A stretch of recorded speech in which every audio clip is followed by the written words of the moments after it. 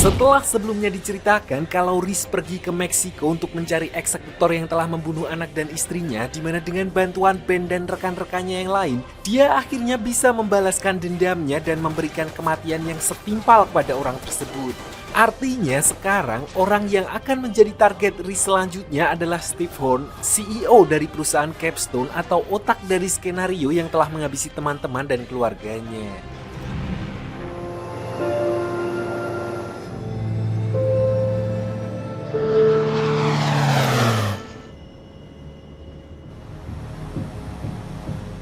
Singkat cerita, begitu Riz kembali ke Amerika bersama dengan Riley, dia langsung menyelidiki Steve dan memantau pergerakannya dari depan kantor Capstone, di mana dia tidak sengaja melihat Tony dan rekannya pergi memasuki gedung tersebut. Kedatangan mereka ke tempat itu tidak lain adalah untuk menanyakan keterkaitan Steve dengan Riz, mengingat beberapa orang yang memiliki hubungan dengannya telah tewas dihabisi oleh Riz. Did you piss off James Reese?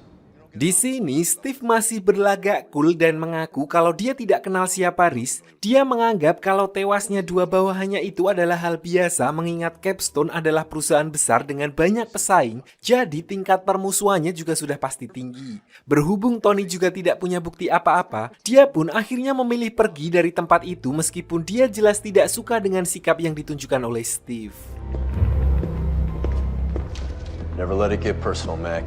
Di tempat lain, Kathy diperlihatkan sedang pergi menemui Mike, CEO dari perusahaan New Bellum, anak perusahaan Capstone yang khusus menangani proyek kerjasama farmasi dengan Departemen Pertahanan Amerika. Namun, karena merasa terpojok dengan pertanyaan-pertanyaan Kathy terkait pasukan Riz yang hampir semuanya gugur dalam misi, orang itu memilih pergi dan membiarkan sekretarisnya untuk meladeni Kathy. Sayangnya, Kathy tidak mudah untuk dihindari begitu saja, di mana dia lalu mengejar orang itu sampai ke toilet cowok dan belak-belakan menanyakan tentang proyek rahasia RD4895. What's RD4895? Awalnya Mike tidak mau menghiraukan Kathy, namun begitu Kathy menyebut tentang proyek rahasia itu, seketika wajahnya langsung berubah khawatir. Sebenarnya Mike tahu ada yang tidak beres dengan proyek tersebut, tapi dia masih belum berani untuk membicarakannya. Oleh karena itu, Kathy lalu memberikan nomor WA-nya dan meminta Mike untuk menghubunginya kapanpun dia ready. When you're ready to talk, reach out. Masalahnya, Kathy saat ini sudah masuk dalam daftar pengawasan FBI, di mana Riz yang mengetahui hal itu pun lalu menghubunginya dan memintanya agar lebih baik mundur dari kasus tersebut karena terlalu berbahaya.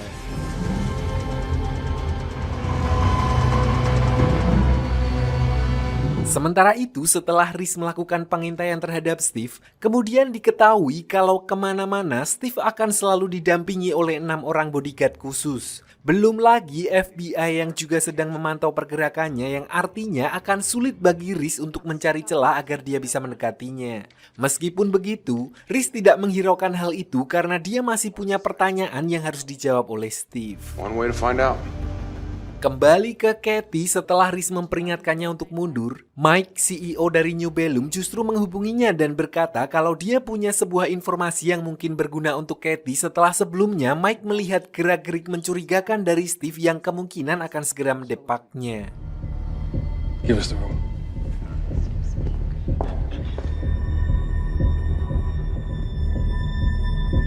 Mendengar hal itu, Kathy pun langsung mengajak Mike COD di tempat rahasia dan memintanya dengan tegas untuk tidak membawa HP pakai huruf besar karena dia khawatir akan ada orang yang melacak keberadaan mereka. Don't bring your smartphone. Singkat cerita, mereka akhirnya bertemu di stasiun kereta bawah tanah di mana Mike langsung menceritakan semua yang dia tahu mengenai proyek RD4895. Dia mengakui kalau itu adalah sebuah obat eksperimen yang tadinya bertujuan untuk menyembuhkan trauma para prajurit yang baru kembali dari medan perang.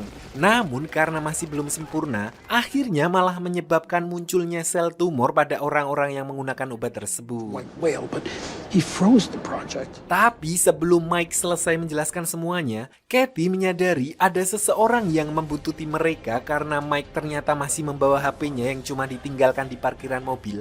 Mereka pun berusaha kabur dari orang tersebut, namun yang terjadi adalah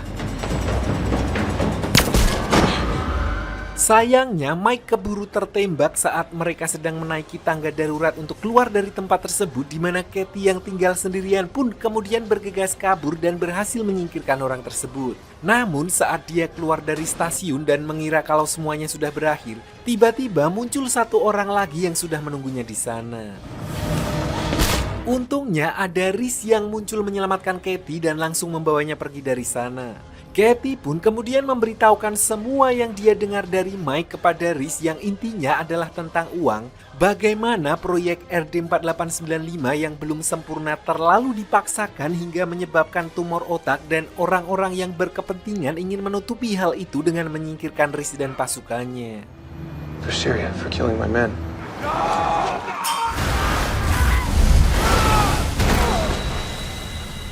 Mendengar hal itu, Reese pun langsung meminta Katie untuk menyebutkan nama orang-orang yang diuntungkan dari proyek tersebut.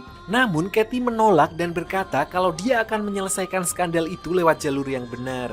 Sayangnya Reese tidak tertarik dengan hal itu dan tetap memaksa Katie untuk memberikannya nama. Men who killed my friends and family are not going to prison.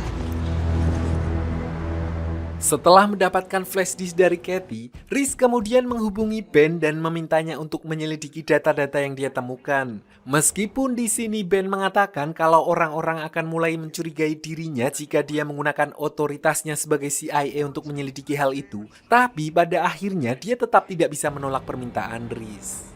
Send it. Singkat cerita, setelah Reese sampai di persembunyiannya, Ben kembali menelpon untuk mengabarkan informasi yang dia temukan, di mana orang-orang yang menjadi dalang di balik kasus tersebut tidak lain adalah para atasannya sendiri di militer, yaitu Pak Admiral, Komandan Bill, dan kaptennya dulu yang bernama Howard. It's Warcom. Motherfuckers. Reese yang mulai kalap lalu meminta Riley untuk membelikan beberapa barang yang dia tulis lengkap dengan instruksi di mana dan bagaimana cara membeli barang-barang tersebut, karena dia berencana membuat bom untuk menyerang Steve. Awalnya Riley sempat kaget begitu mengetahui niat Reese, namun setelah memastikan kepada Reese kalau tidak akan ada warga sipil yang menjadi korban, Riley pun terpaksa setuju untuk membantunya. But I won't wait there to make those motherfuckers pay. Sampai di sini, kita flashback dulu sebentar saat Reese dan Riley masih bertugas di Suriah. Riley merupakan seorang pilot helikopter baru yang waktu itu mengalami kecelakaan, di mana dia adalah satu-satunya orang yang selamat. Awalnya karena alasan situasi yang tidak memungkinkan, pusat meminta waktu 20 menit untuk mengirim bantuan ke sana, sementara Riley tidak akan memiliki waktu sebanyak itu sebelum pasukan musuh menangkapnya. Point and any force along the way. Disinilah tanpa basa-basi, pasukan Reese yang kebetulan ada di sekitar sana mendengar situasi tersebut dari halo-halo, mereka langsung turun tangan untuk menyelamatkannya, mempertaruhkan diri mereka berada di tengah-tengah markas musuh untuk menyelamatkan Riley yang padahal waktu itu mereka bahkan belum mengenal satu sama lain.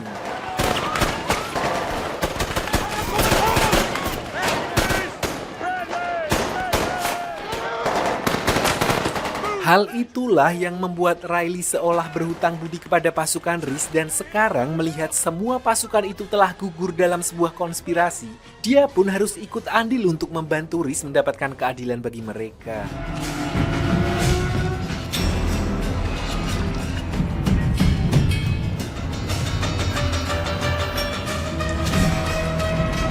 Keesokan paginya, Reese langsung standby menunggu Steve di depan kantor Capstone. Namun dia dibuat terkejut karena ternyata tempat itu sudah dipenuhi oleh wartawan yang ingin meminta klarifikasi atas kematian para anak buah Steve di stasiun kereta bawah semalam.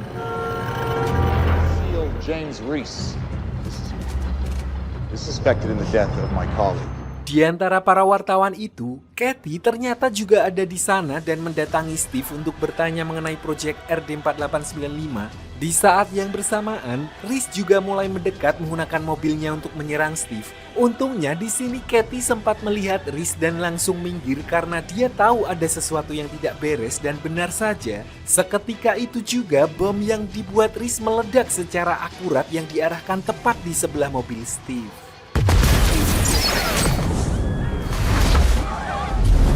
Meskipun Steve sudah terluka parah akibat ledakan itu, namun Reese masih belum puas di mana dia kemudian maju dalam kondisi yang sedang kacau dan men-take down beberapa bodyguard Steve yang mencoba untuk melindunginya sampai akhirnya dia berhasil menyingkirkan semua orang itu tanpa ampun.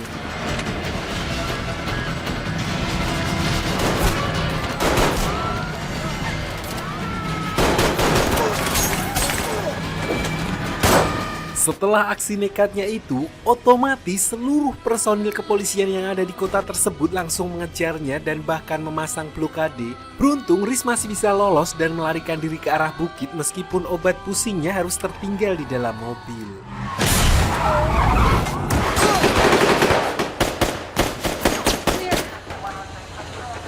State Park north of San Francisco. Dalam keadaan terluka, Reese terus menelusuri bukit itu sampai dia kemudian menemukan pos penjagaan yang sudah kosong karena orang yang bertugas sedang sibuk mencari dirinya, di mana Reese langsung melakukan pertolongan pertama pada lukanya. Disinilah dia baru menyadari kalau obatnya tertinggal dan membuatnya agak ketar-ketir karena jika sakit kepalanya kambuh, hal itu akan membuat pelariannya jadi sangat merepotkan. Where the fuck are my pills? Oleh karena itu, dia pun mengambil sebuah peta dan berusaha mencari cara tercepat untuk keluar dari situasi tersebut di mana satu-satunya cara adalah dengan memanfaatkan sungai untuk menuju ke hanggar tempat persembunyiannya bersama dengan Riley.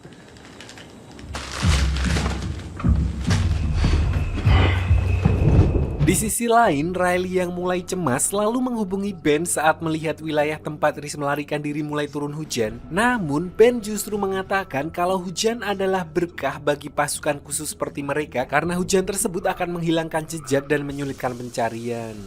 Fucking frogman luck right there. Benar saja saat tim patroli anjing pelacak mulai diterjunkan untuk membantu mencari keberadaan Reese, kondisi hujan badai jelas akan menguntungkan Reese yang memang khusus dilatih sebagai tim Navy SEAL untuk memaksimalkan medan becek seperti itu dan memberikannya waktu untuk beristirahat.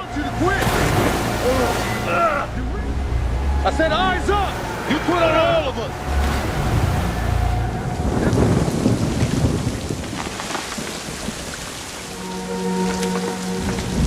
Berhubung pencariannya menemui jalan buntu, Tony lalu meminta tim tambahan dari militer untuk membantunya melacak keberadaan Reese di mana orang-orang yang dikirim saat itu ternyata juga mengenal Reese. Salah satu dari mereka bahkan sangat respect kepadanya mengingat Reese merupakan seorang legenda di kesatuannya dan mengatakan kalau apa yang dia lakukan tidak seperti Reese yang dia kenal sehingga dia mengundurkan diri dari misi tersebut.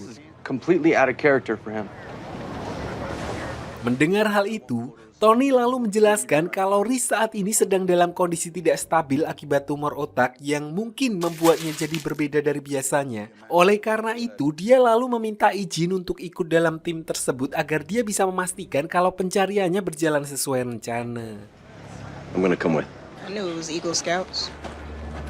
Kembali ke Reese, diperlihatkan dia mulai melakukan pergerakan dan semakin masuk ke area pegunungan meskipun keadaannya sudah sangat lemah. Dan karena cuaca saat itu sudah mulai cerah, drone pengintai yang dikirim untuk menyisir lokasi kemudian juga mulai menangkap sinyal panas dari tubuhnya sehingga Tony dan timnya bisa diterjunkan langsung ke sekitar lokasi tersebut. Namun tetap saja, Reese masih berusaha untuk mengecoh mereka di mana dia kemudian menggunakan HP-nya sebagai umpan sinyal panas. Lalu begitu Tony dan timnya mendekat, mereka tidak menyadari bahwa Reese ada di bawah mereka dan tiba-tiba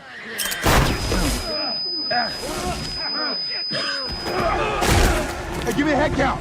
Crazy, you up? sebenarnya jika Reese mau, dia bisa saja menghabisi semua orang itu dengan mudah. Namun dia memilih untuk tidak melakukannya karena dari awal mereka bukanlah target Reese. Jadi Reese seolah hanya memberikan efek kejut kepada mereka dan mencuri perbekalan dari salah satu personil lalu melanjutkan pelariannya dengan membuang baterai untuk mengecoh detektor panas.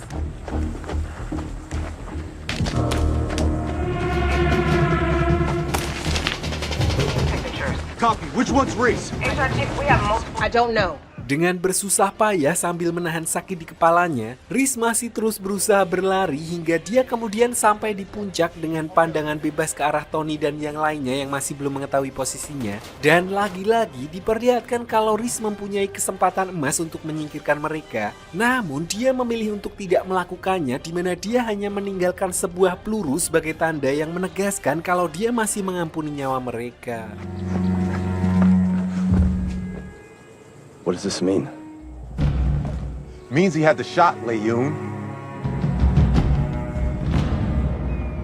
Siang pun berganti malam dan berhubung cuaca kembali hujan, pengejaran pun sementara kembali dihentikan. Di sini, Tony berusaha melakukan kontak dengan Riz melalui radio setelah Riz mencuri tas dari salah satu anggota mereka, di mana Tony memintanya untuk menyerah karena dia tahu kalau Riz sedang dalam kondisi sakit dan sangat membutuhkan obatnya. Awalnya Riz tidak mau menanggapi panggilan Tony, namun dia akhirnya menjawab dan berkata kalau dia belum akan berhenti sampai dia bisa membalas orang-orang yang telah menghabisi keluarganya yang tidak lain adalah para atasannya sendiri di militer. Keesokan harinya, pengejaran pun kembali dilakukan dan Riz juga sudah mulai kembali bergerak menuju ke sungai. Namun posisinya kembali ketahuan oleh drone pemantau hingga dia akhirnya mulai terpojok dan dikepung oleh Tony dan timnya. Loki's down, but we got him. He's one quick. Untungnya Riz yang sadar akan situasi tersebut, dia sempat memasang peledak di sekitar lokasinya dan bukan hanya ancaman, dia benar-benar mengaktifkannya hingga menyebabkan tanah longsor yang kemudian menimbun mereka semua. Don't do it!